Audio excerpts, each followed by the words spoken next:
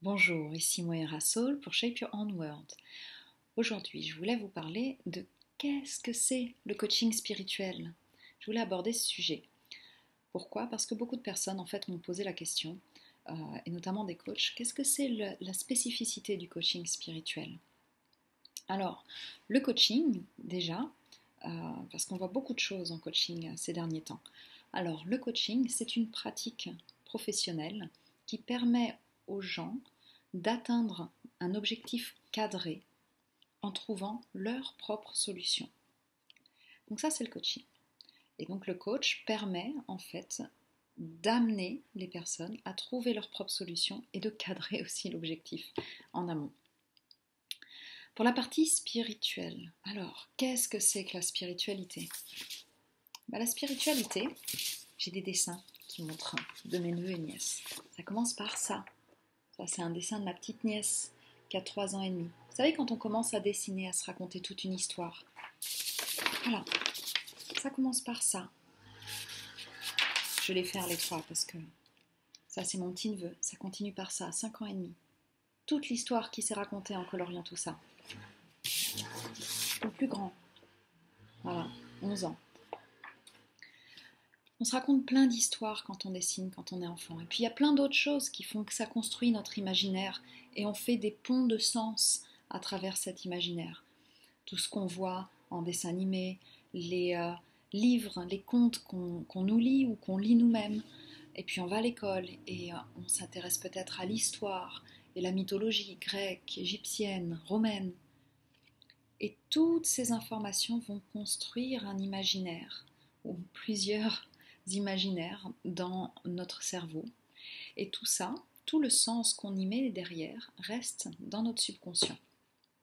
Et il continue à l'âge adulte, cet imaginaire. Quand on se projette, tiens, dans 5 ans, je me verrais bien faire ci et ça. Oh, j'aimerais bien écrire un livre, ou j'aimerais bien voyager, etc., etc.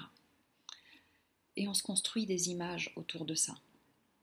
Alors, cette partie-là, c'est la partie spirituelle en chacune des personnes. Pourquoi spirituelle?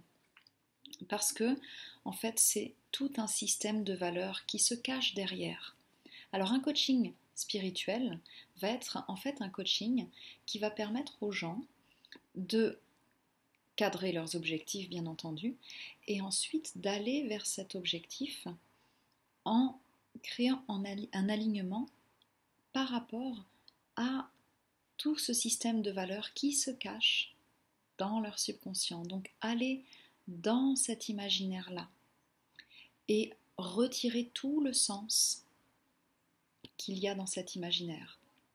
Voilà, c'est ça un coaching spirituel.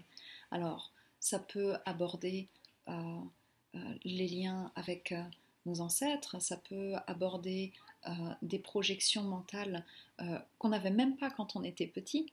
Euh, il n'empêche qu'à partir de là, tous les ponts de sens sont repris et ramenés au conscient pour que le conscient agisse ensuite euh, euh, par rapport à tout le sens qui est contenu dans le réservoir du subconscient. Voilà.